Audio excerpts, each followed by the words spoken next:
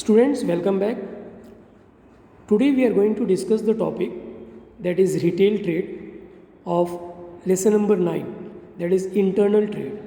तो internal trade में आज हम topic discuss करेंगे, that is retail trade. So let's start with the meaning. What is the meaning of retail trade? When goods are purchased either in small or large quantity from the wholesaler or producer and are sold to the customer as per requirement, it is called retail trade. So meaning is very simple. When goods are purchased either in small or large quantity, तो ये goods purchase कौन कर रहा है? Goods purchase कर रहा है retailer.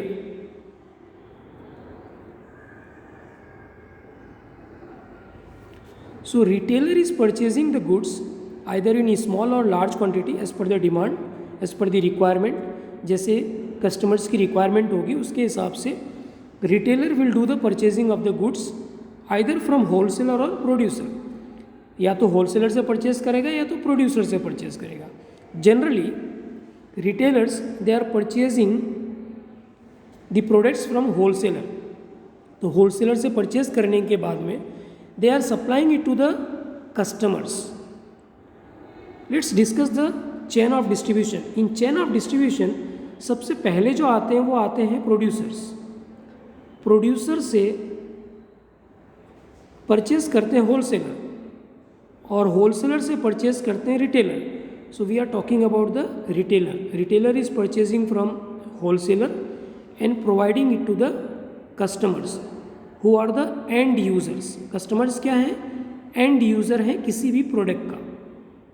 So in this channel of distribution, retailer plays an important role because he is providing the product to the customer. So let's understand the meaning. Retailer purchases the product from wholesaler and provides it to the customer as per the requirement. It is known as retail trade. Retailer is in direct contact with the customers. Just now I have explained. Channel of distribution में retailer, wholesaler and customer. तो retailer जो है वो customer के direct contact में है because he is selling the product to the customer. So he understands the needs of the customers. वो customer की नीड्स को अच्छी तरह से समझ सकता है. What is the taste, what is the preference of the customer, customers की फ्यूचर में क्या डिमांड हो सकती है. All this information is with the retailer. So retailer plays an important role in trading activity. And retailer is a connecting link between wholesaler and customer. जैसे मैंने explain किया, wholesaler के पास से रिटेलर परचेज करेगा, रिटेलर फिर customer को cell करेगा. तो कस्टमर और होलसेलर के बीच में कौन आ रहा है? This person, retailer. तो रिटेलर क्या हो गया? एक कनेक्टिंग लिंक हो गया जो जोड़ रहा है होलसेलर और कस्टमर को. होलसेलर के पास से प्रोडक्ट कस्टमर तक कब पहुंचेगा? जब रिटेलर होलसेलर से परचेज करेगा और रिटेलर को कस्टमर को सप्लाई करेगा. So this word is important, this sentence is important. Retailer is a connecting link between wholesaler and customer because retailer is providing product to the customer in the distribution of goods. Okay, hope you have understood. So our next topic will be services of retailer. Retailer जो services दे रहा है वो किसे services दे रहा है? He is providing services to wholesaler and producer and he is providing services to customer also. तो पहले हम डिस्कस करेंगे उसकी सर्विसेज होलसेलर और प्रोड्यूसर के लिए क्या है. First is information about market. Obviously retailer, just now I have discussed, retailer is in direct contact with the customer. Customer के डायरेक्ट कॉन्टैक्ट में है retailer. So retailer has got the information regarding the demand of goods. मतलब customer कौन से product की demand कर रहे हैं, what is their taste, what is their preferences, वो क्या पसंद कर रहे हैं, क्या ना पसंद कर रहे हैं, फ्यूचर में किसकी डिमांड आ सकती है. All this information is there with the retailer and he provides this information to the wholesaler. वो किसे इंफॉर्मेशन प्रोवाइड करेगा? होलसेलर को प्रोवाइड करेगा. And wholesaler provides this information to producer. Is it clear? So customer के पास से information किसके पास रहती है? रिटेलर के पास. रिटेलर प्रोवाइड करता है होलसेलर को, होलसेलर प्रोवाइड करता है प्रोड्यूसर को, and producer makes the changes accordingly. उसके हिसाब से प्रोड्यूसर जो है अपने प्रोडक्ट में, अपने क्वालिटी में, फ्यूचर डिमांड को फुलफिल करने के लिए कुछ नया प्रोडक्ट लाना है. So all this is done by the producer by getting the information from wholesaler. Second service of retailer, that is helps in advertisement. अब रिटेलर क्या करता है? कंपनी के प्रोडक्ट की एडवर्टाइजमेंट भी करता है. Retailer advertises the producer and wholesaler by placing their sign boards, pamphlets, samples at his premises. मतलब अपने बिल्डिंग में, मतलब जहाँ पर भी वो सेलिंग कर रहा है, अपने स्टोर में, स्टोर के बाहर, स्टोर के अंदर भी वो एडवर्टाइजमेंट करता है. You must have seen the hoardings, boardings, जो भी बोर्ड्स होते हैं, नॉट बोर्डिंग्स, जो बोर्ड्स होते हैं. फॉर एग्जांपल कोई सेलफोन रिटेलर है, वो सेलफोन बेच रहा है, मोबाइल फ़ोन बेच रहा है, तो you must have seen the boards. Hoardings लगे होते हैं, उनके बोर्ड्स होते हैं, बैनर्स होते हैं, वहाँ पे लिखा होता है डिफरेंट कंपनीज मोबाइल नेम आज there. Vivo company, Oppo company, Mi company, Samsung company sell कर रहे हैं वो, तो उसकी पिक्चर्स, उसकी होर्डिंग्स, उसके यू कैन से बैनर्स, वो सब वहाँ पे अपने स्टोर के आगे स्टिक करके रखते हैं. So what they are doing the advertisement of the companies product. और इस तरह से कंपनी की एडवर्टाइजमेंट भी होती है, कंपनी के प्रोडक्ट की एडवर्टाइजमेंट भी होती है. तो ये सर्विस कौन प्रोवाइड कर रहा है? रिटेलर. क्योंकि रिटेलर अपने स्टोर पे बोर्ड, पैम्पलेट्स और सैम्पल्स सब स्टिक करके रखता है. Next is increase in credibility. Any companies product information is send by the, जो भी इंफॉर्मेशन है किसी भी कंपनी के प्रोडक्ट की, वो कस्टमर तक कहाँ से पहुँच रही है? It is through retailer. Retailer is providing the information of any companies product to the customer. For example आप सेलफोन परचेज करने जा रहे हो, तो आपको सेलफोन का जो रिटेलर है वो आपको बोलेगा सर आप वीवो कंपनी का फ़ोन ले लो, इसमें ये फीचर्स हैं, ये फीचर्स है, अच्छा है. तो in this way retailer is giving advice to the customers. और इस तरह से अगर रिटेलर के कहने पे अगर कस्टमर को ये लगता है कि रिटेलर जो बोल रहा है वो सही बोल रहा है, तो इससे क्रेडिबिलिटी किसकी इंक्रीज होगी? जो कंपनी उसे मैन्युफैक्चर कर रही है, जो कंपनी उसे प्रोड्यूस कर रही है. इन this way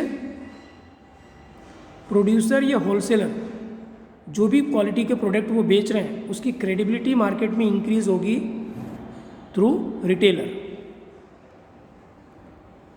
Retailer sells the goods to the customer by purchasing from producer or retailer and providing better quality of goods at reasonable price.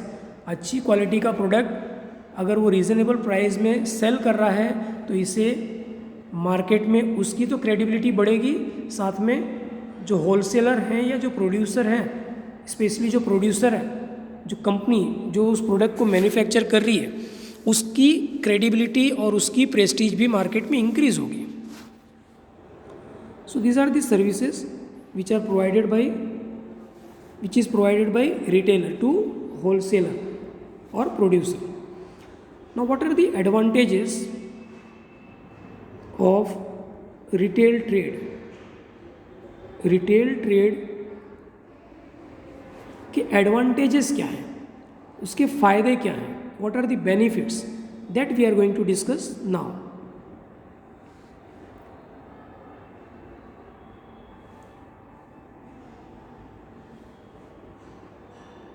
First advantage,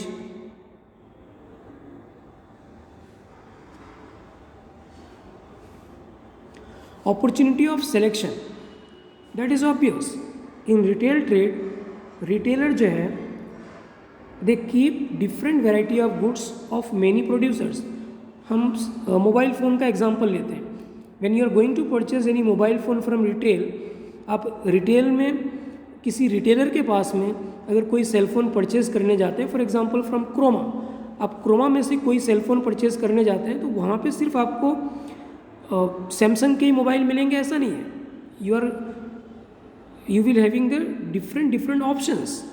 You can purchase Redmi phones, you can purchase Vivo, you can purchase Oppo phones, you can purchase Samsung phone. So in this way you are getting different variety of products from the same segment. तो customer के लिए opportunity of selection कौन provide करेगा? Retailer provide करेगा। So in retail trade there is opportunity of selection of any product to the customers. So it is one benefit which is provided by retailer to customer. retailer जो है वो customer को ये benefit provide कर रहा है। Second is home delivery of goods. It's very simple, you can understand it, it's general topic. जो retail trade चला रहे हैं, जो रिटेल ट्रेडिंग कर रहे हैं, they sometimes the retailer render means provide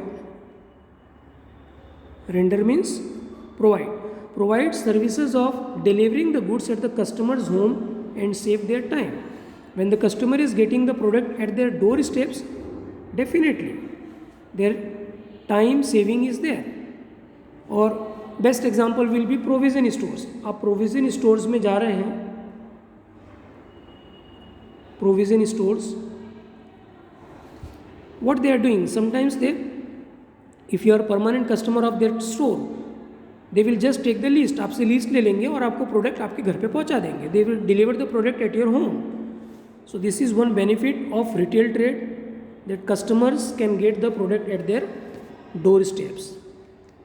third advantage is redressal of complaints of the customers. Customers की जो भी कंप्लेंट है उसकी रिड्रेसल मतलब सुनवाई, सॉल्यूशन। Is it clear? तो उसकी सॉल्यूशन जो है, कस्टमर की प्रॉब्लम की जो सॉल्यूशन है वो कौन करेगा? It is done because of the retail trade. अब कैसे होता है, just understand. Retailer in retail trade receives complaint, तो कंप्लेंट किसी मिलेगी? Customer is in direct contact of retailer. तो कस्टमर की जो भी कंप्लेंट होगी वो रिटेलर को फॉरवर्ड करेगा। Retailer is purchasing the product from wholesaler और producer.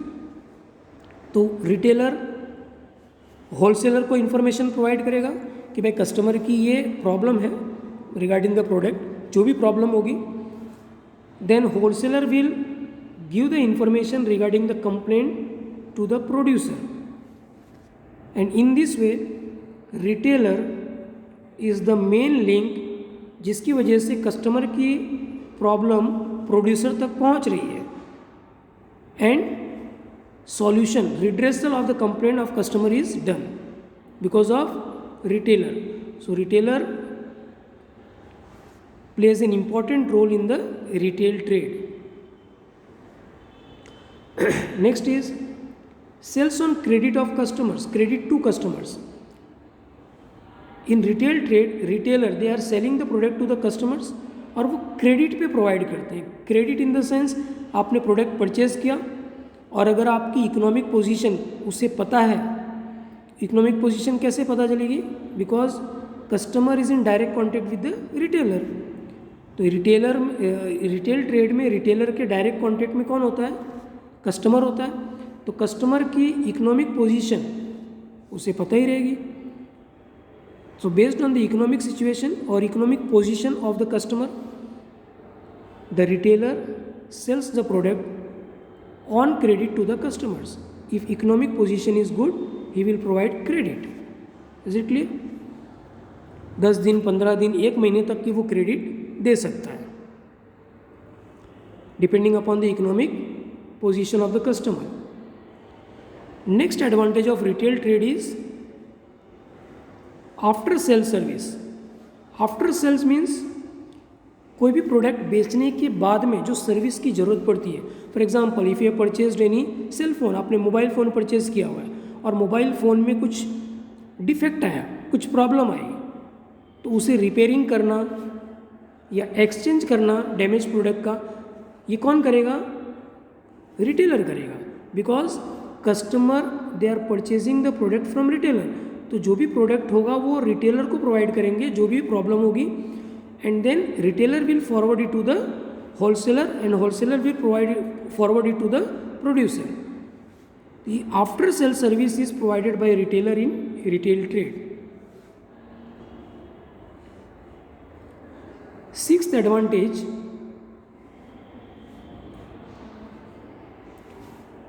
helpful to decision of purchase. By effective demonstration of products, retailer in retail trade provides information about the utility. Utility means what are the benefits, usefulness और benefit, product का benefit क्या है, product के benefits क्या है, ये information कौन provide करता है? Retailer. Quality, price etcetera, hence it is useful to customers to take decision of purchase.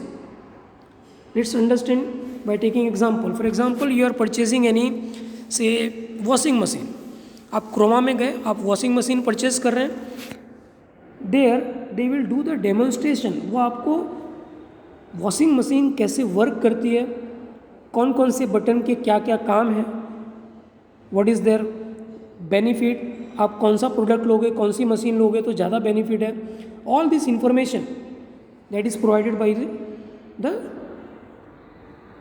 Retailer. जो भी वहाँ पे सेल्स पर्सन होगा वो आपको इन्फॉर्मेशन प्रोवाइड करेगा, and based on that you will decide the product. आप डिसाइड करोगे कि आपको कौन सा प्रोडक्ट लेना है, कौन सी वॉशिंग मशीन लेनी है। So what the retailer is doing, retailer is making the customer think and take decision of purchasing the product. Next is freedom from the storage of goods. Here retailer is providing this facility to the customer that the customer don't have to do the storage of the goods in large quantity. Customer को product store करके रखने की ज़रूरत नहीं है, they can get it as and when required. जब उनको ज़रूरत होगी वो रिटेलर के वहाँ पे जाके, रिटेल शॉप पे जाके उसे प्रोडक्ट को परचेज कर सकते हैं। Let's take example, for example say milk, तो मिल्क को हम डेली परचेज कर सकते हैं, हमें उसे स्टोर करके रखने की ज़रूरत नहीं है। सुमूल, अमूल, जो भी मिल्क आ रहा है you can purchase it. So this is one advantage of retail trade, because retailer they are storing it with them. Guidance to customers, just now we have discussed, decision making में retailers क्या करते हैं, एक guidance देते हैं customer को कि कौन सा प्रोडक्ट परचेज करो, किसकी प्राइजेस क्या हैं। Is it clear? A retailer in retail trade provides guidance about the product. पहले तो इन्फॉर्मेशन वो प्रोडक्ट की देगा, about future prices of the product, कि भाई इस प्रोडक्ट की प्राइजेस फ्यूचर में बढ़ सकती हैं, घट सकती हैं, आप रुक जाओ या अभी परचेज कर लो। Is it clear? So retailer is providing all this information to customers, and accordingly customers they are taking decision and doing their purchasing. Just now we discussed what are the advantages of retail trade. ऐसा नहीं है कि advantages ही है retail trade की। retail trade में the person who is doing retail trade उसे नुकसान भी है, उसके कुछ limitations भी हैं। Let's discuss the limitations और what are the drawbacks in retail trade. Retail trade करते हैं तो क्या क्या प्रॉब्लम्स आ सकती हैं। First thing is more capital investment, बहुत ज़्यादा कैपिटल इन्वेस्टमेंट करनी पड़ेगी। Reason is very clear, trader in retail trade provides the opportunity of selection, different varieties of products are available in the retail shop. आप retail shop में जाते हो तो retail shop में आपको बहुत सारे प्रोडक्ट्स अवेलेबल होते हैं, अलग अलग वैरायटी के प्रोडक्ट्स अवेलेबल होते हैं, चाहे वो सेलफोन हो, चाहे वॉशिंग मशीन हो, चाहे आप प्रोविज़न स्टोर में जाएं, एनीथिंग। तो जो भी रिटेल स्टोर है उनमें अलग अलग प्रोडक्ट्स वेराइटीज़ अवेलेबल है, और ये अपॉर्चुनिटी ऑफ सिलेक्शन देने के लिए रिटेलर को ह्यूज कैपिटल इन्वेस्टमेंट करना पड़ता है। तो ज़्यादा कैपिटल इन्वेस्ट करना मतलब रिस्क ज़्यादा है, तो ये हो गया लिमिटेशन टू द रिटेलर्स जो रिटेल बिजनेस कर रहे हैं। Second is risk of deterioration of perishable goods. जो पेरिसेबल गुड्स हैं उसके खराब होने के, risk of deterioration, deterioration means खराब हो जाना। Example is given, for example fruit, vegetables, milk products, अगर ये अनसोल्ड हैं, अगर वो कुछ दिनों से बिके नहीं हैं, these are the perishable products. Perishable products means that can be damaged or deteriorate very easily. बहुत जल्दी वो ख़राब हो जाते हैं. Their durability is short. उनकी ड्यूरेबिलिटी ज़्यादा दिन की नहीं होती है. आप सेलफोन आप रखे रहो 1 साल 2 साल वो ख़राब नहीं होगी, नहीं बिका है तो बाद में बिकेगा. But these perishable products, eatable products, वो जल्दी डिटेरियोरेट हो जाते हैं, मतलब जल्दी ख़राब हो जाते हैं. तो जो भी इन्वेस्टमेंट करके रख रहा है रिटेल ट्रेड में, और अगर वो पेरिसेबल प्रोडक्ट्स हैं तो उनके ख़राब होने के चांसेस ज़्यादा होते हैं. Okay, so next limitation is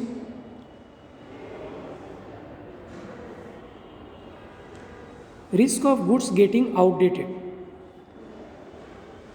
when the goods become outdated, पुराने हो जाते हैं, मतलब कस्टमर उस प्रोडक्ट को परचेज नहीं कर रहा है due to change in preference, taste, fashion और technology. Best example will be cellphone. तो सेलफोन में नए नए फीचर्स आ रहे हैं. 2G था, 3G आया, 4G चल रहा है, 5G आ रहा है. तो because of change in technology और फैशन, अगर प्रोडक्ट में चेंजेस आ रहे हैं और नए नए प्रोडक्ट की डिमांड हो रही है, तो ऐसे सिचुएशन में if retailer has done the storage of any product जो आउटडेटेड हो गया, so whatever investment that is done by the retailer will be waste, because he is unable to solve it. वो उसे solve कर ही नहीं सकता है. He can't be able to sell it, और वो अगर सेल नहीं कर सकता तो उसका लॉस होगा, और लास्ट में क्या करना पड़ेगा, he has to sell at the cost price और less than cost price. Cost price या कॉस्ट प्राइस से कम रेट पे उसे सेल करना पड़ेगा. So this is one kind of limitation in retail trade. Next is risk of loss, shortage और fluctuation of price. Price में अगर फ्लक्चुएशन हो रहा है तो इसका भी लॉस, ये रिस्क बेयर करना पड़ता है. Retailer bears the risk of damage to the goods. Goods में कुछ डैमेज हो रहा है, उसने स्टोर करके रखा हुआ है. शॉर्टेज ऑफ गुड्स और प्राइस फ्लक्चुएशंस, अगर उसके पास गुड्स है ही नहीं और प्रोड्यूसर ने सप्लाई मेंटेन नहीं की, but the product is in demand. Product की डिमांड है लेकिन प्रोडक्ट की शॉर्टेज हो गई, then also retailer is unable to sell. Retailer तो सेलिंग कर ही नहीं पाएगा, तो इससे भी उसे नुकसान हो सकता है. और price fluctuation, price of any product if it decreases, अगर वो कम हो गई और उसने पहले जो परचेस किया हुआ उसकी प्राइस अगर ज़्यादा है, then the customer will demand the product at low price. लेकिन उसने जो पहले जो परचेस किया था उसकी प्राइस ज़्यादा थी, और ये उसको लॉस होगा बिकॉज ऑफ प्राइस फ्लक्चुएशन, क्योंकि प्राइस में क्या हो गया, फ्लक्चुएशन हो गया, ऊपर नीचे हो गई प्राइस, जिसकी वजह से उसे नुकसान होगा. नेक्स्ट इज बायस. बायस मतलब प्रेजुडाइज होना, किसी भी कंपनी से रिलेटेड पक्षपात करना. Sometime trader in retail trade does not sell the goods of such producers to him he is a bias. For example, कोई रिटेलर है, कोई सेलर है जो रिटेल ट्रेड में सेल फोन बेच रहा है, और उसे ये लगता है कि सैमसंग कंपनी के फ़ोन अच्छे नहीं होते, वो हैंग करते हैं. तो पहले से उसके दिमाग में क्या है, बायस है एक कंपनी से रिलेटेड, और वो उस कंपनी के प्रोडक्ट सेल नहीं करता है। Is it clear?